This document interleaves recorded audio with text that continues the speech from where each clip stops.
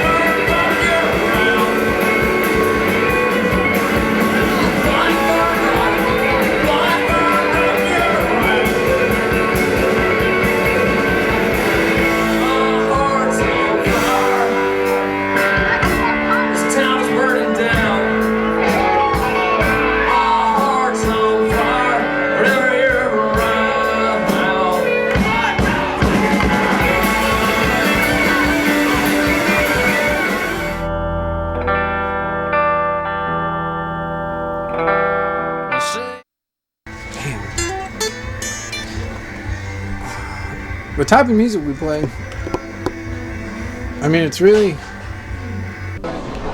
It's driving in your car down the freeway type music, and or staying up all night waiting on somebody to call you music. I don't know.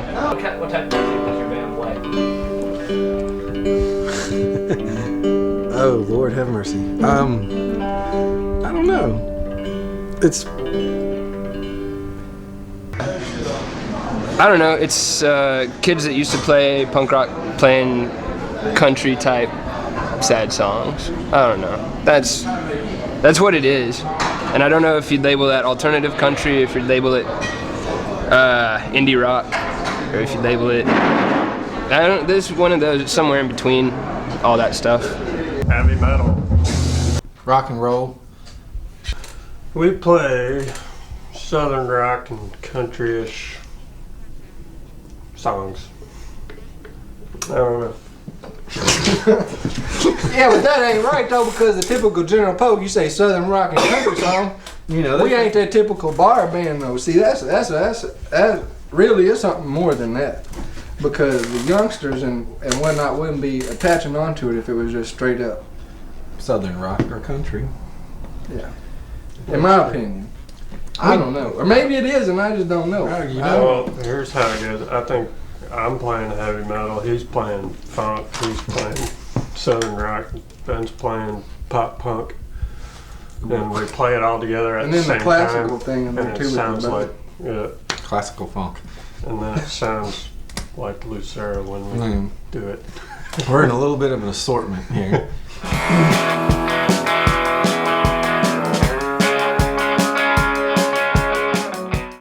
hell. I came up to Ben at I thought it was a Promise Ring show, but it wasn't. It was some other show. I don't remember. I was drinking a whole lot, but and I told him I wanted to start it's a terrible term. It gets repeated, cowboy emo, because I was listening to a whole lot of the post-punk rock stuff and wanted to put twang with the pretty stuff. And he was in Red 40, and he wrote all kinds of good girl songs. And I ain't never been in a band before. And so, I don't know, it took like 2 or 3 weeks before he finally started coming over here. I lied to him. It's like, oh, I got a couple songs. And he was just like, yeah, okay. And he came over with 2 complete songs with words, and I had that was my song. Yeah, I just need 2 more parts and words. And didn't really know how to play guitar. And it was just us for a while. A lot of people always say they're interested in starting a country band, but then they never believe you're going to do it. I was standing next to him at Otherland's coffee shop. He was talking to Ruth Herndon about the band, and they needed a drummer. I said, hey, I'm a drummer. And he got my number or something, I don't know. I got his number, whatever. So, then I practiced with him and we started playing. And John had been playing bass with Megan Riley and Lucy Nell Crater. And we were just going to get him to record some stuff on the demo, or stuff we were doing at my dad's. Because he was with that band. And then when he got through with that, we invited him to join our band.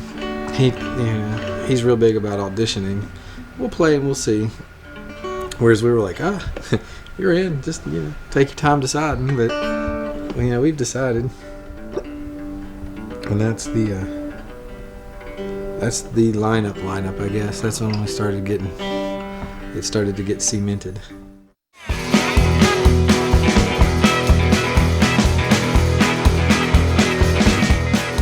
Just got to talk to you since you got some things to say.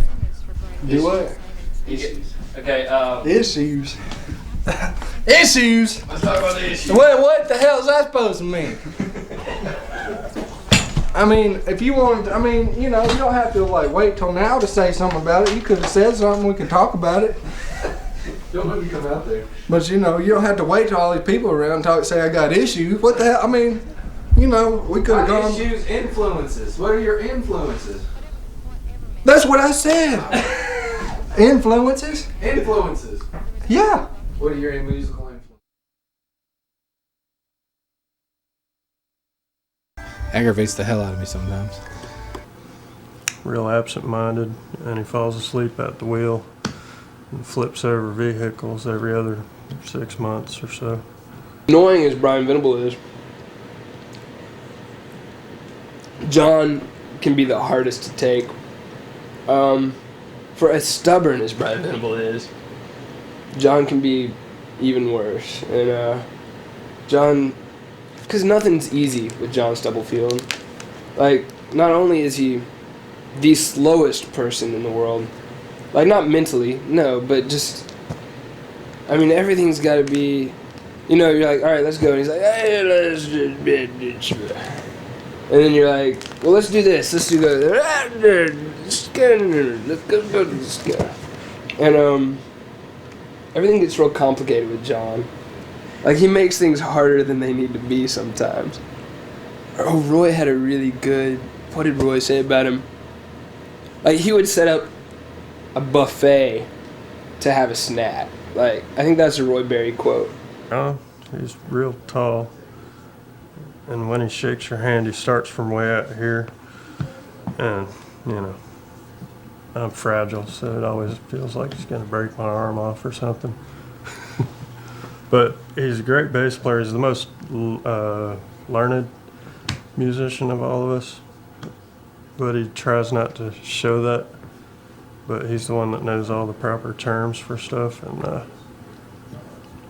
he's very tasteful with what he plays, because he can play really complicated bass stuff, but he lays back and lets the song be the song. He makes things complicated, but we'd be worse off if we didn't have him. And he's a fucking great bass player too.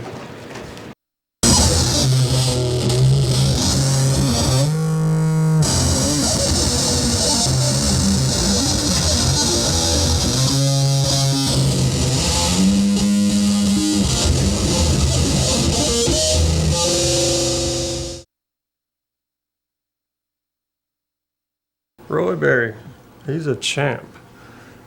I like him a whole lot. Man can't finish a complete sentence without mumbling. I tell you, that is the most kindest man I know. But other than that, which makes for a real good drummer.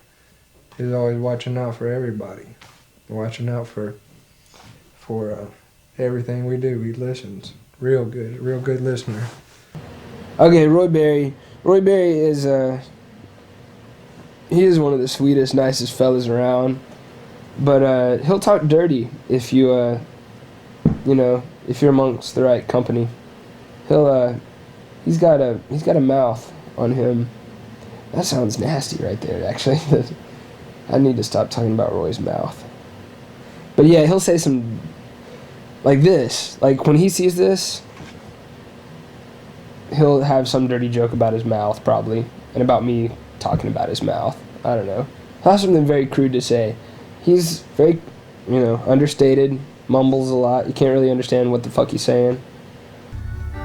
He's probably the smartest person I know, Things you don't know about, he taught computer. And he taught computer to, like, college kids or something for a while, Do you relate to the songs that Ben writes? Not really. I don't know. Being a virgin, I am... I've never had very many experiences with women.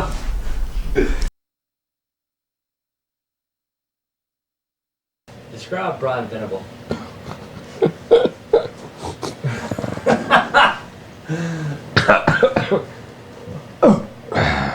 Is that good enough? He likes to pick on people. He's pretty funny. Idiot savant. There you go. He can be the most annoying person in the world. He can be the most stubborn. Oh, he's a brat. God damn, he's just like a little kindergartner, 5-year-old, little. Oh, you tell him to. If you want him to do something, you do not tell him to do it, because he will never ever do it. If you tell him, hey Brian, do this, that's a guarantee that he will never ever do that for the rest of his life, ever, just to piss you off. He might want to do it. He might want to do that, but because you told him to do it, he's not going to do it. Oh, yeah, mule-headed little bastard. I said idiot savant just in that man, he just started playing guitar like a year before the band even started. He has so much drive. I mean, he has more drive than anybody I can imagine. He plays just constantly. He's just so hungry for knowledge. But really what it comes down to, is he's just a born player. Good, guitar player. And he's starting to pick up the mandolin and the dobro and the lap steel. And Brian, he pisses so many people off. And he pisses them off. But whenever they talk about how he pisses them off, they're always smiling. They're always like, Brian Venable, he did me this, and he said this and about me, and I hate him. But they say they hate him, and they're smiling when they say it. Because he's just really goddamn likable. He'll insult the fuck out of you, but it's funny, and you have to laugh too, because it's funny. Yeah. All right, Ben, I'm ready. Yeah.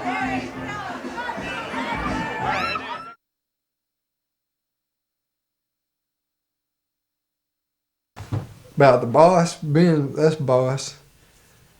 Man, he is a creative genius. He calls me old and fat, but I still get more girls than him. He's real cool. If I could be as cool as Ben, I'd be doing all right. I'm just kind of odd. He gets embarrassed easily, and I like to embarrass quickly, so we're pretty much a match made in heaven. He's the guy that all the ladies want. And then he writes brilliant songs and plays incredible, rock and roll guitar, and just. I don't know, we're like boyfriend and girlfriend. Okay. Would you stay on your side of the couch, please? God damn it! How many times you don't listen to me anymore? You just don't listen to me anymore. Now it's y'all big star. I'm just no use to you. You don't. How do you think you got where you were? It wasn't girls. It was me. Watch me go.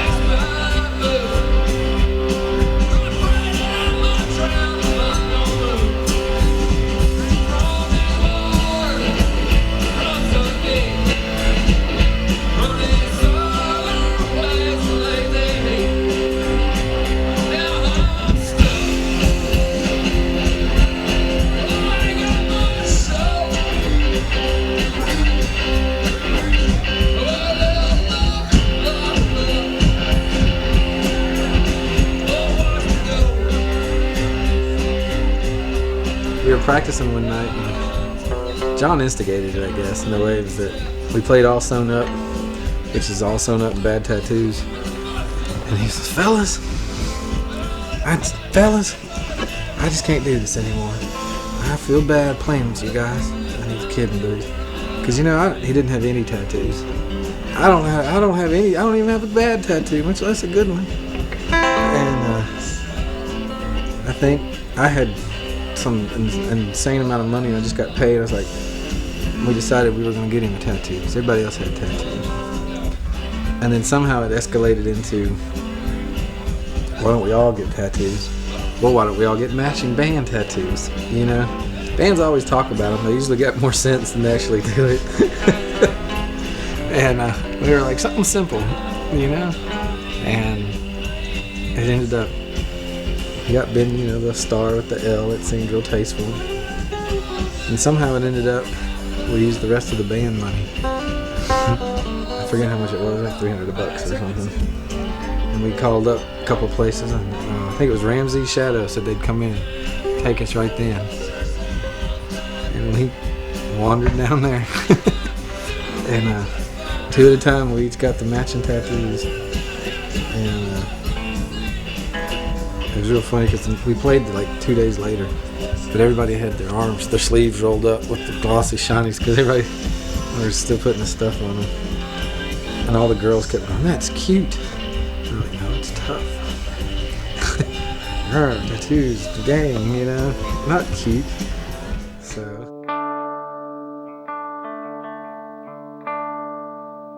It was almost an accident because we'd been recording on some 4-track stuff when you lived at Felix.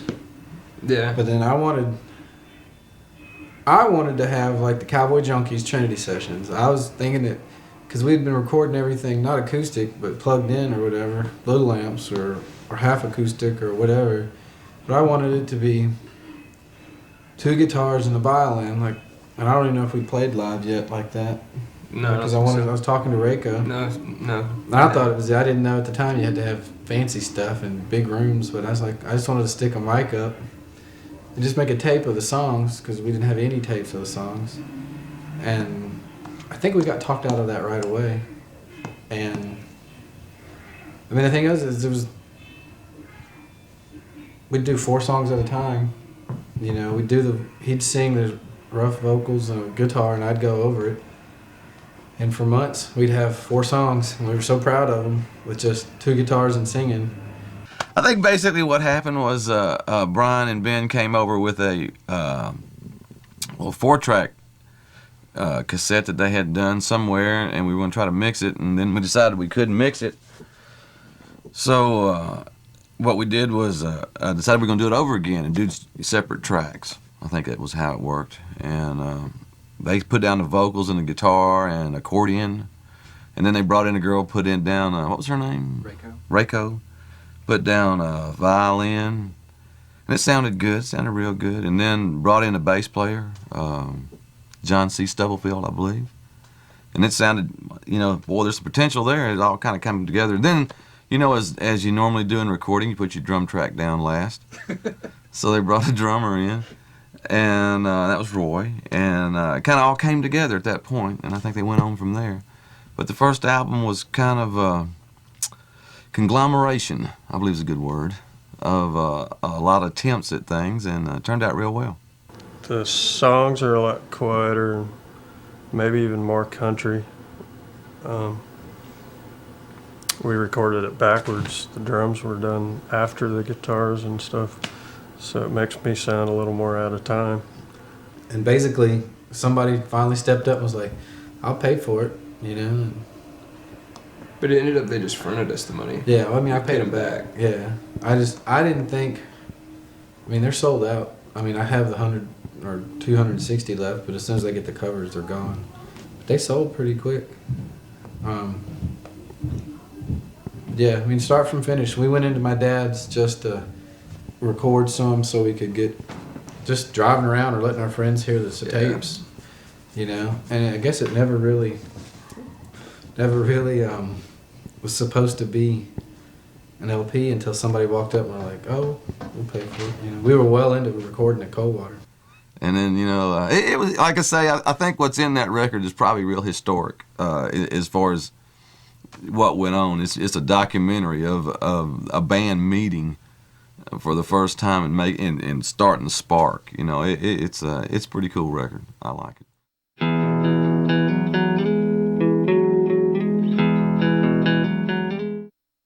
Usually, I figure I started writing songs because it all boils down to everybody else is going out and they're out doing something real cool, and you're not. And they're all out having a good time. And so you're stuck by yourself and you just want to be doing something halfway as cool as what they're doing. And so you go and you write songs and you try to make them good, and you're like, well, okay, yeah, I'm by myself and I got nothing to do, and I don't have a lot to show, but I'm writing these songs. Do you relate to the songs Ben writes? Oh yeah, there for a while before I was used to some of them. There were some of them that really got to me, and they were hard to play. Like personally, that it almost sounded like you wrote it about something in my life, What songs would those be? I'm not going to tell you. But the thing that really tripped me out when I first started hearing Lucero was that growing up around Memphis and around knowing a lot of young guitar players and songwriters and stuff, Ben was the first guy that knew that had the balls to write love songs, just straight up songs about chicks, and everybody can relate to it, but nobody could ever get to it. He's got a real. And then after listening to the new record, it's like he looks through life with like a different type of viewpoint. And it's just because, you have the right words and the right chords, and the words go one way and the chords go another way, and it just, and you just feel it in your stomach, or at least I do. And you don't have to be saying anything that beautiful or that profound, but you just it just kind of grabs you, and you're like, oh, it kind of makes you do that, like you just kind of got punched in the stomach.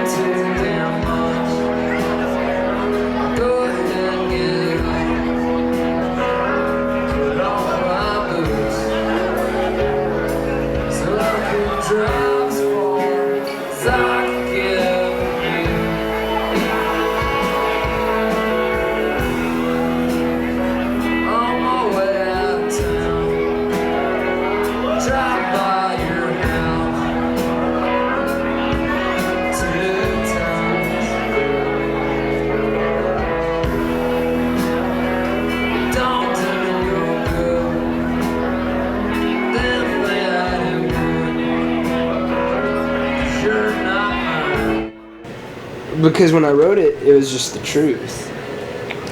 And she saw me too. She was on the porch with another boy. And she saw me drive by. Yeah. And she's like, you drove by my house the other night? I'm like, yes. And she's like, why didn't you stop? I'm like, because you were with another fucking boy. Of course I'm not going to stop. And she'd be like, yeah, I was in the neighborhood. I was driving by your house. I thought I'd stop and say hello while you're on your little date. Yeah, no. So yeah, I drove by twice and she saw me. Both times, probably. But yeah, if I'd seen her the first time, I probably wouldn't have driven by twice. I don't know. But yeah, it's all true. I can't write the fake stuff.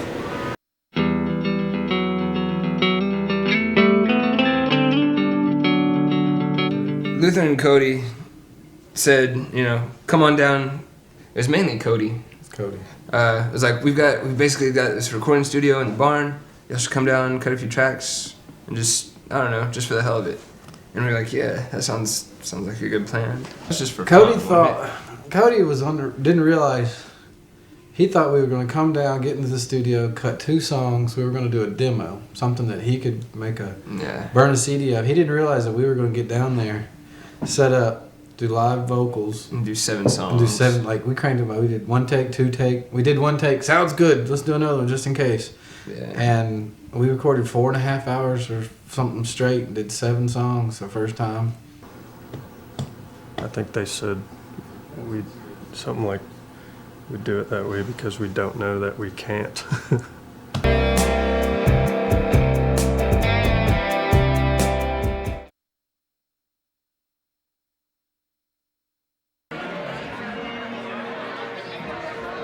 Okay, are you nervous that people won't like the CD? Nope, I think it's a great CD. Although I can't really listen to it without analyzing it, so I might be biased. I'm nervous because there'll probably be a lot of people here tonight, and we play all these emotional songs, so you're kind of bare in front of 200 people. But I like playing music, and that's part of the draw to it, I guess. Rock and roll. I tell you, Take it, Corey. Drink it. It's my moment. Drinking hot champagne. That's classy. Can I have one of those for the stage? Yeah, would you like extra dry or brewed? Like I even have to ask. Brewed. Hey, Brian. Brian, why am I nervous before the show? Because there's no cocaine or groupies. Oh, Where's that contract? I know. Nervous because item number 20. Yeah, we have an issue. What if it's not Dutch? Well, it says preferably of Dutch origin. Preferably of Dutch origin. We can, hookers of any origin, I think we're fine. Just for Roy, mind you. Yeah, I mean. Oh yeah, no, we never touch them. I've never. I don't either. I hope not. Can you say that, Ben? Will you go to the bar and ask Barbara to get me a super fruity shooter? Nope. No. God, thank you, Roy. Woo, Corey. No. Super fruity shooter. No. Thank you. That's why I took a beer. Have you had any shots today, Brian? 3. Big ones too. Oh shit. Penny. Super fruity shooters. Are you nervous about tonight's show? Yeah, I'm a little nervous. Just that I'm afraid with that whole article thing, I think we're basically opening ourselves up for people to just take shots at us, knock us down. I don't know. Make sure we know we're not all that hot stuff. I don't know. So yeah, I'm worried. I'm a little worried about folks giving us shit. But hopefully we can play and everybody will just enjoy it. Troopers down in Austin. Had himself some real good times. I think I just call him.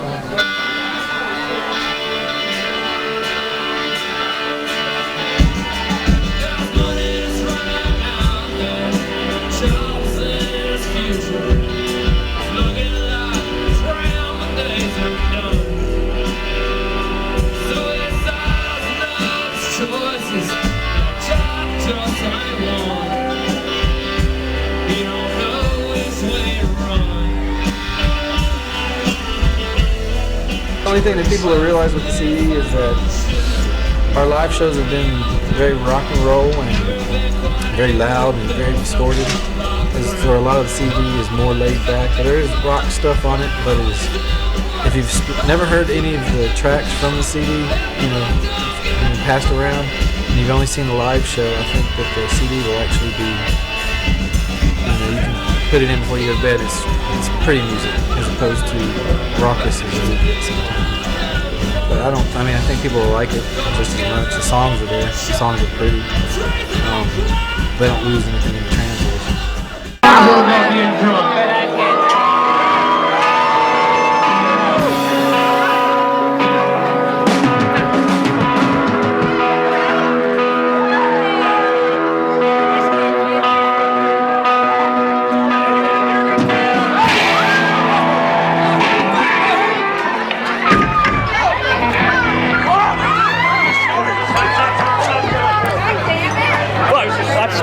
Glasses! Run!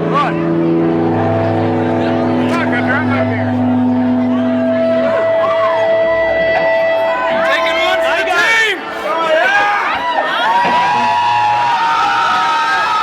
Well, I'm gonna need the two! That's not every show somebody body slams their guitar player.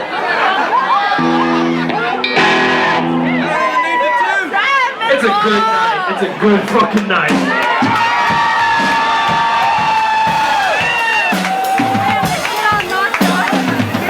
Hey kid! You alright?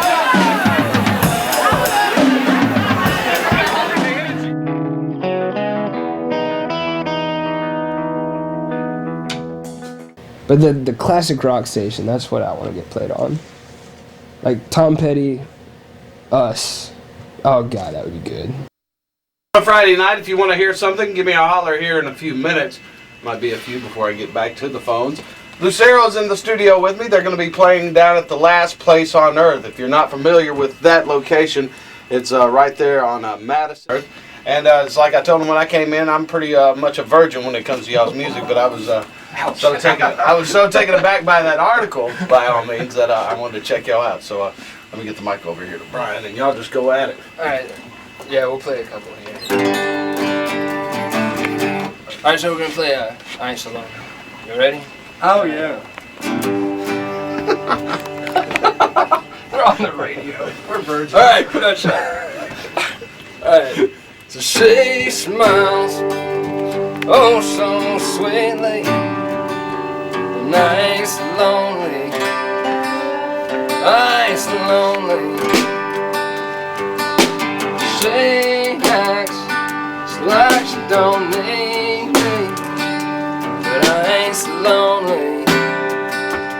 I ain't so lonely.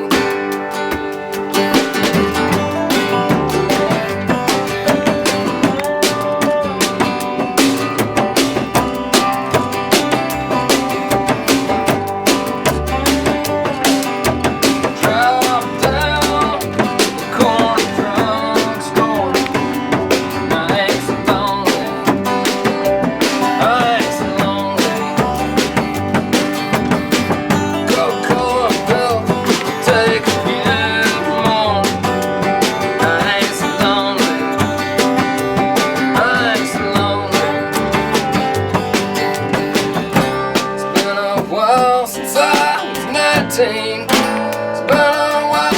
I've seen myself act like such a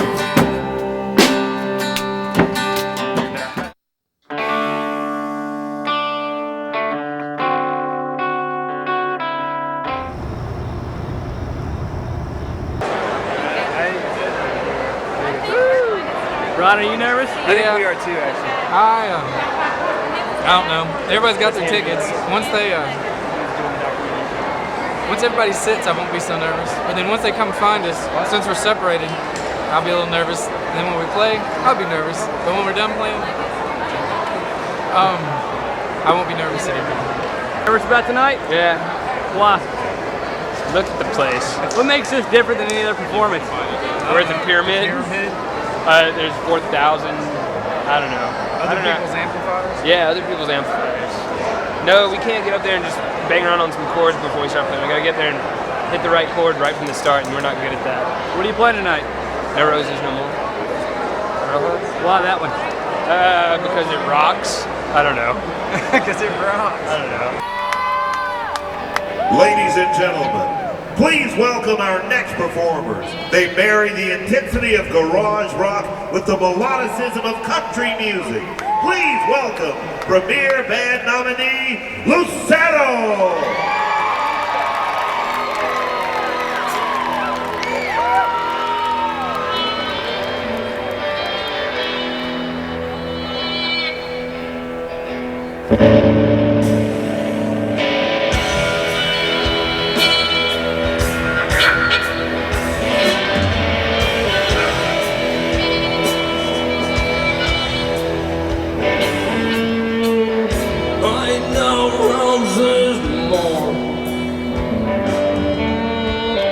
Not like it was before. She had them tears in her eyes.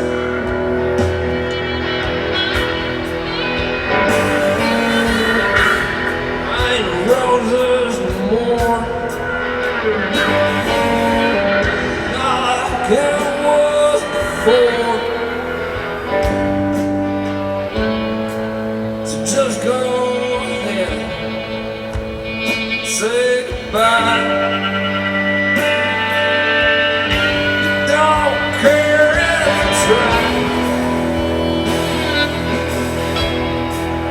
It's time to go. Well, that's all that you know.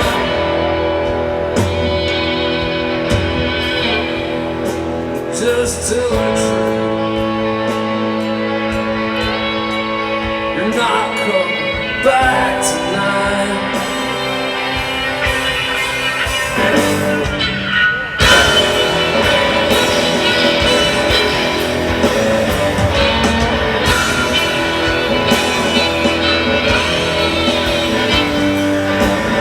Like waves in the sea. Lord, you can't catch me.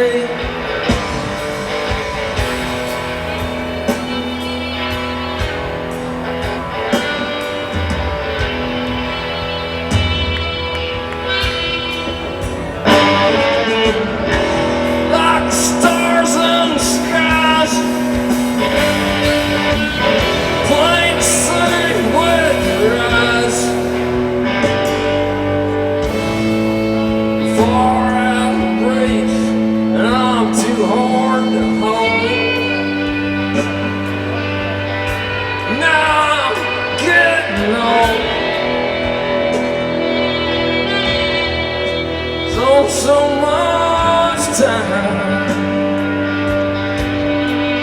taking what's mine.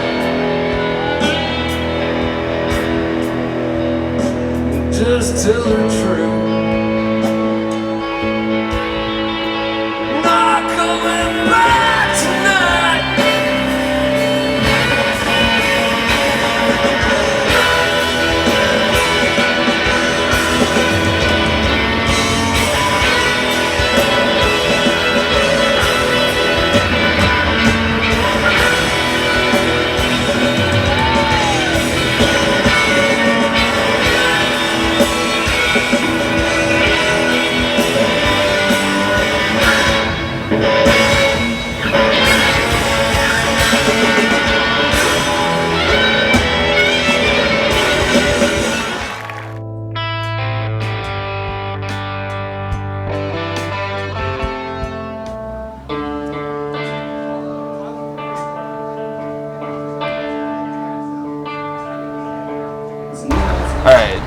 basically it. This is how it works. I do everything, and then I've called. We going to Boomland. I call 3 people. I call Chicago. I call Carbondale. I call Amos with the North Mississippi All Stars. Take care of business, and then I'm here. I'm back. I buy my stuff. I'm back. Where is everybody else? I don't know. And they're buying firecrackers. What are you buying there, Brian? Firecrackers.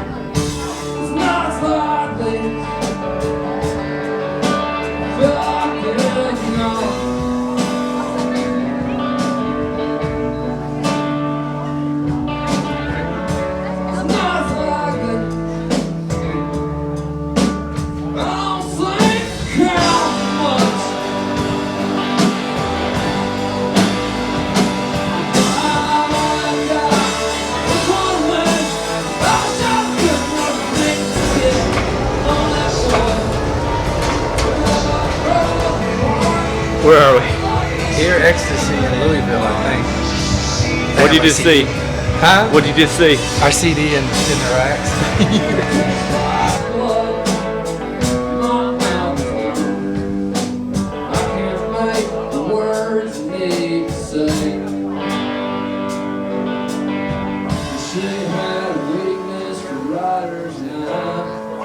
I was never that good at words anyways.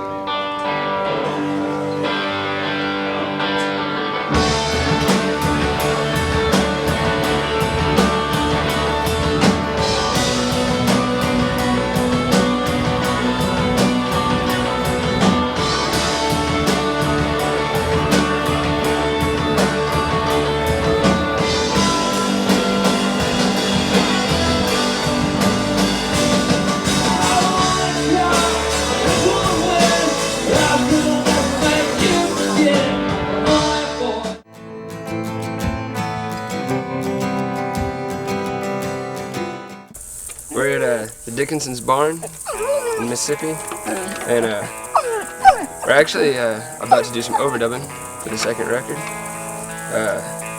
We've been working on basic tracks, the main tracks, for the last few days, and now it's just a matter of, I don't know, making each one perfect. She said she was going home. I said I'll be fine by myself.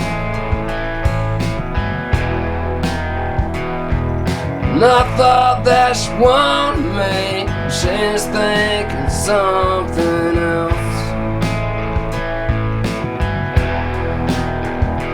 Now the sun's coming up, still I couldn't see exactly how she felt.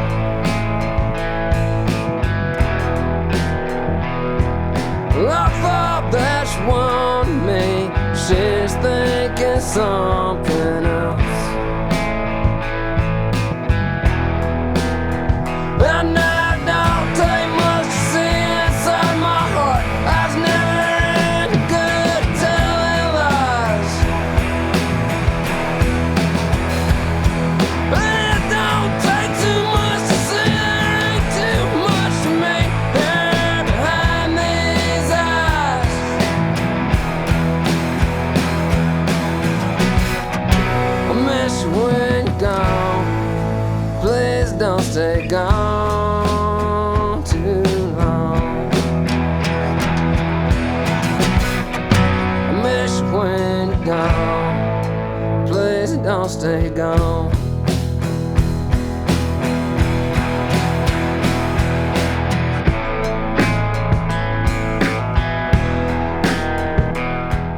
I think this one sounds more like we sound. I don't know. The other one was done over so much time, and we hadn't played the songs as much live as we have these. So I think this one is more accurate representation. Something else, and I don't take much to see inside my heart. I was never any good at telling lies, and it don't take too much to see there ain't too much of me here behind these eyes. I miss you when you're gone. Please don't stay gone too long. I miss you when you're gone. Please don't stay gone too long. I miss you when you're gone.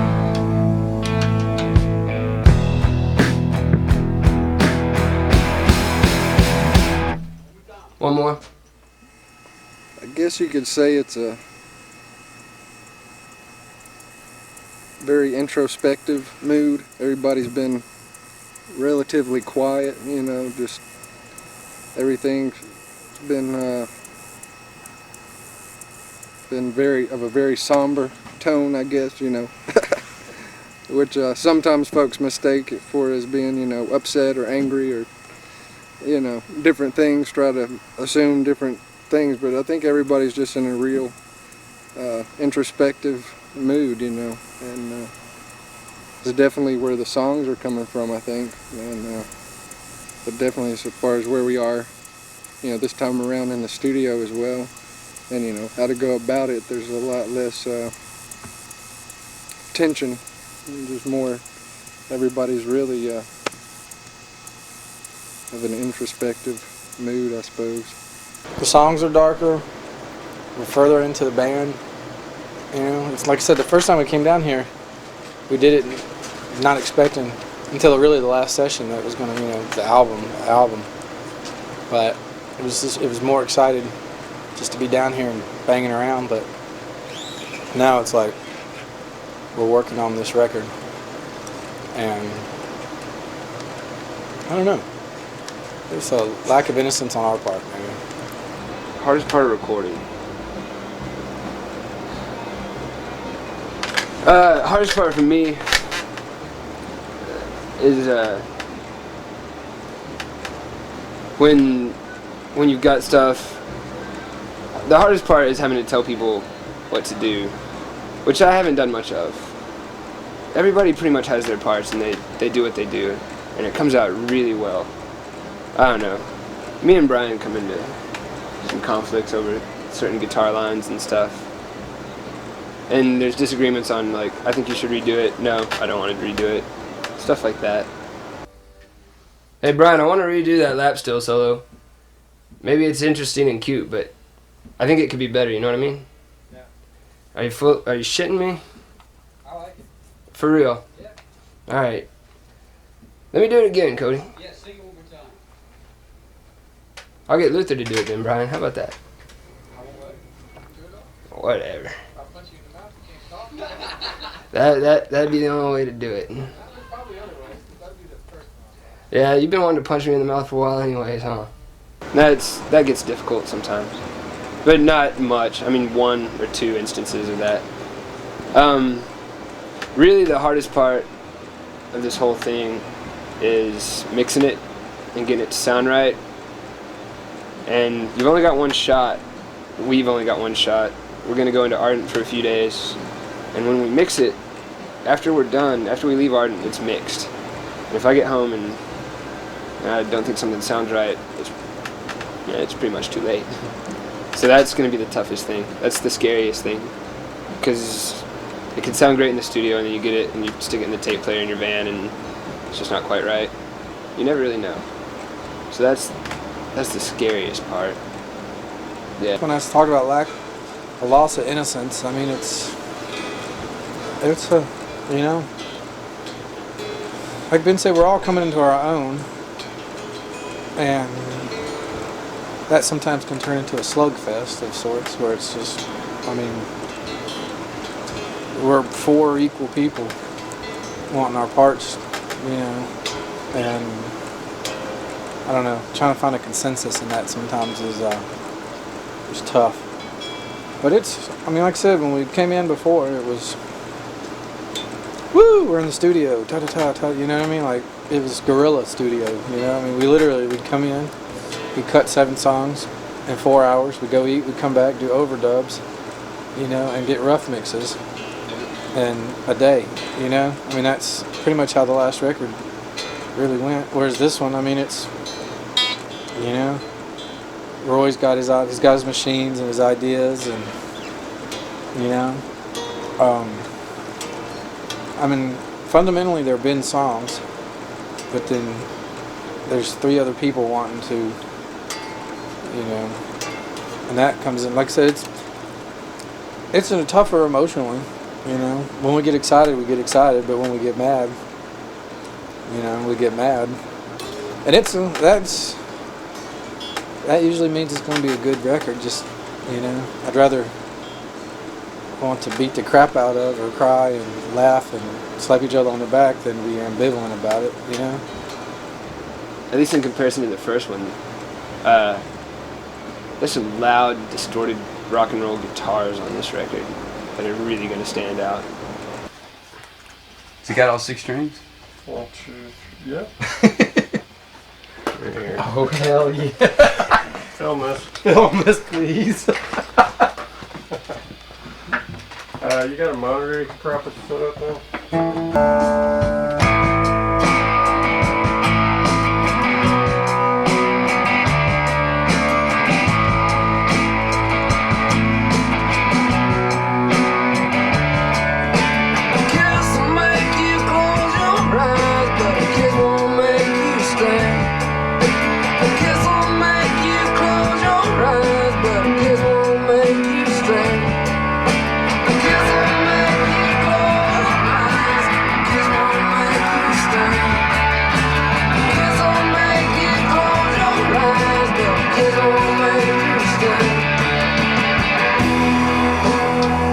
But people that have seen us live,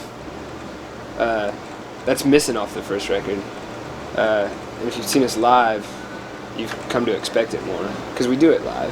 And this record definitely represents more of where we're at now and what we do on stage when we play shows. And but I think it'll stand out quite a bit. It's a much more powerful record. It's much more emotional, and yeah, the intensity level is much higher. Things happened for him, and the second record was just different, man. You know, they had Mad Jack Records behind him, and we had more time. You know, more. We had better equipment, you know, at our disposal. We were able to go into Ardent and mix, you know, and like get some of that Memphis juice on it, you know. Like we just did it. Like I said, we did the first one whenever we could, you know, just really quick, as fast as possible. And the second one was just a different story. It was way more serious, you know. Describe the different sounds from the first record to the second record. Well, there's some songs on the second one, like Goodbye Again, for example, that was cut basically exactly the same way we did the first one. So, I mean, as far as I can tell, it is like the first record, you know what I mean? Meaning the vocals are off the floor, which means he sang it first take right there with the band while they were playing. You know, the second CD has a lot more overdubs, you know, we layered guitars,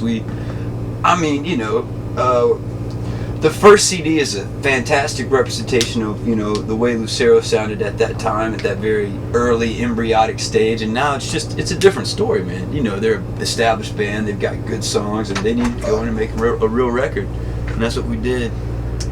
Yeah, we've got this new CD, the second record, proper, which we recorded in Coldwater with the All-Stars, mixed at Ardent here in Memphis. And Mad Jack's putting it out, and it should be done. It should be ready for release sometime in the spring. I don't know. Mad Jack's got a lot of stuff that they're doing And so we kind of have to wait our turn. We have to wait in line. They're going to put a lot into Corey Brennan, and his record's got to come out first. So ours should be out, in the spring. And then that's it'll be a very important record for us. It'll just be, hopefully it'll be one that a lot of people hear, and that it'll be the record that we're selling while we're making this next step and taking these next few steps in whatever kind of career we've started for ourselves. Basically, it'll be the record that lets us have a career, or ends our career, one of the two.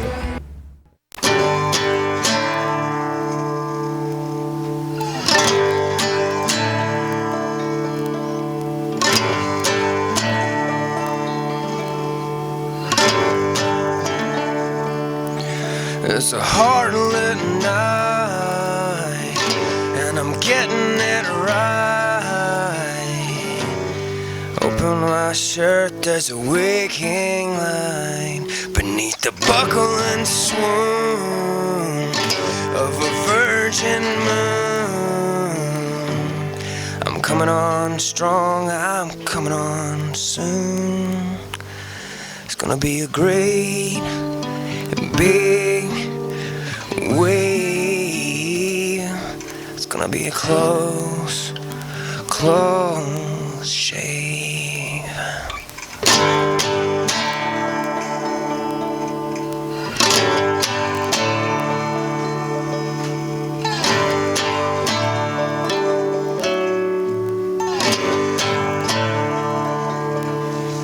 It's a hard-lit night, getting it right.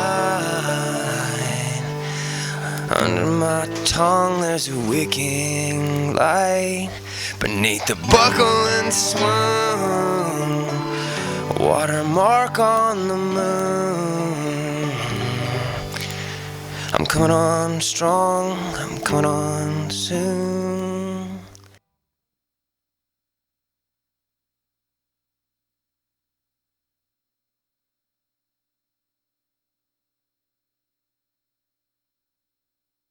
Original idea between you two guys for this band? I needed to get laid, and he needed to be less of a dork. Stop laughing! Stop laughing! He just said it over. Oh, whatever. You were just yeah. You were actually you happened to be coming to all the shows that I was playing. Feel so free, flying away on a wing and a prayer. Who will it be? Believe it or not, it's just me.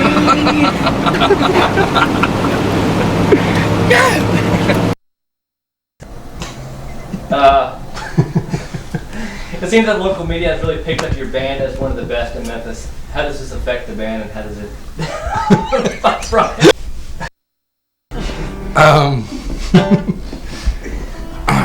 I don't really know. You know what? You had 1,000 things to say about 2 hours ago. I think you should listen to another button. I think that has. I don't know. I get a little nervous. You're not nervous, so.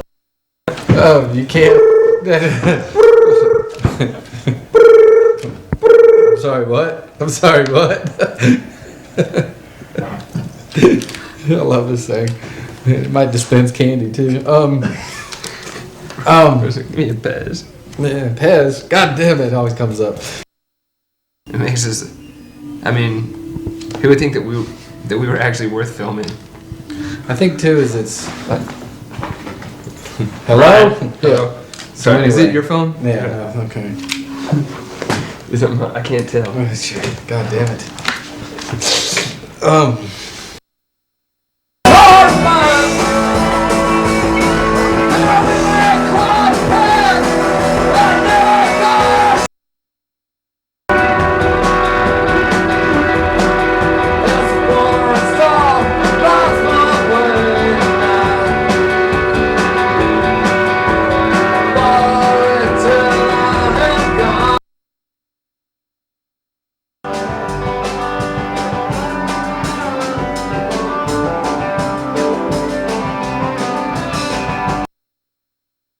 Get ready to be sponsored by Maxim Magazine.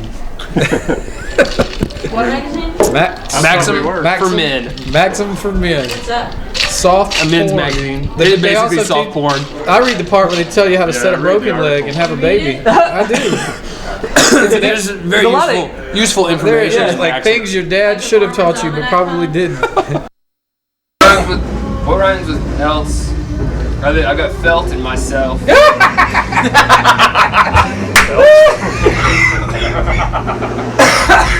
She went home.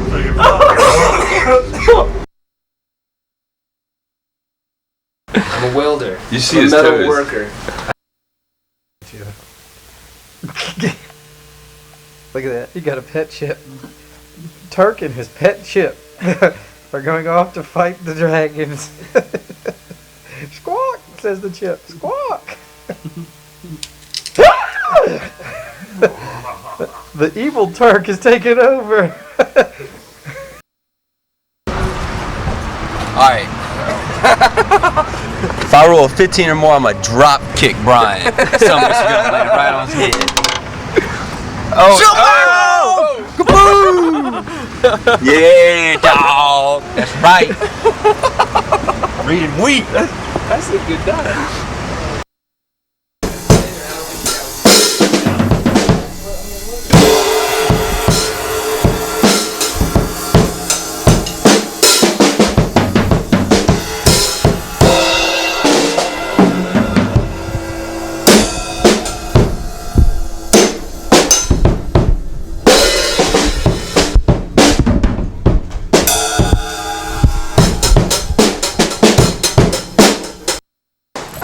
Stop it! No, no, no, no, no, no, no, no, no, no, no.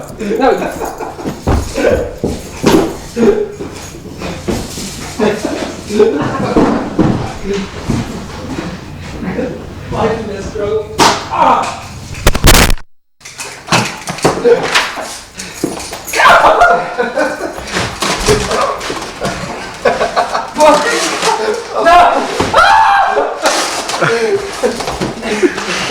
When you shoot Andrew's camera, he's gonna be mad. Is there BBs in there? Yes! I will beat your ass. What are you doing? Trying to get the higher ground. Alright, you ready to go over the top? Does that hurt? Does that hurt? Got your finger. Hey, hey, hey, hey, hey, hey, hey. Oh, does that hurt? Does that hurt? Put the gun away. Give me the gun. Give me the gun. Give me the gun, right? I'm not playing.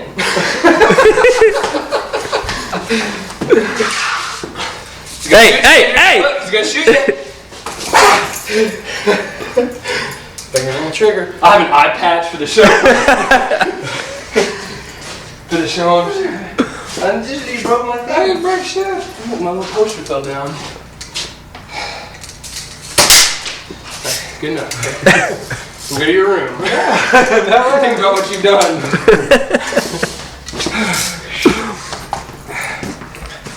I don't want to see you for. It's kind of like climbing I don't a want to see you for 20 minutes. All right. Did you feel inadequate? Oh, misfire. Fuck. No! There's a beer! There's a beverage here! Dude! There's a beverage here? It wasn't Big Lebowski. Oh, whatever. What? That didn't hit you. Are you serious? It actually fired? Yeah. Oh, I just shot Brian. Oh! Oh! Miss. Oh, I missed. He can Is it embedded in your belly? No, it bounced. I'm surprised I didn't put my own eye out. Shit. I'm injured now. I can't use my right arm. It's gonna slow me down later on tonight, Brian. I'm shot. I'm shot. Oh. You asked for it. Son of a bitch. That was a good 3 minutes of footage. God.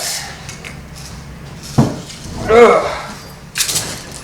I should have known you were going for the BB gun.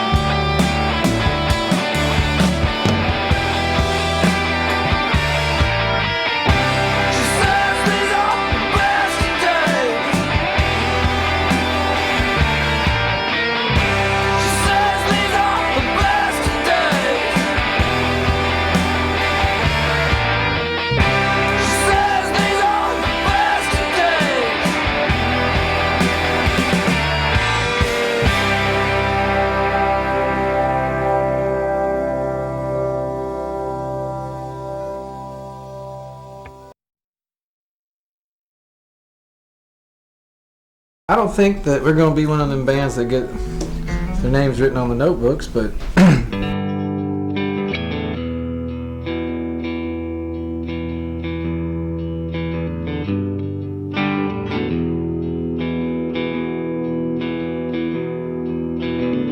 the guys in Lucero don't they don't have nothing else going on for them. Like the four of us, like this is all we've got basically. Ain't no roses. It's not like it was before. She had them tears in her eyes.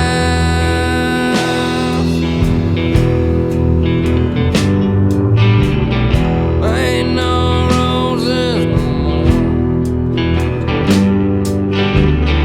Bet yourself you don't. So just go ahead, say goodbye. You don't care if it's right. I was listening to a whole lot of post-punk rock stuff. Wanted to put twang with the pretty stuff. Well, that's all that you know.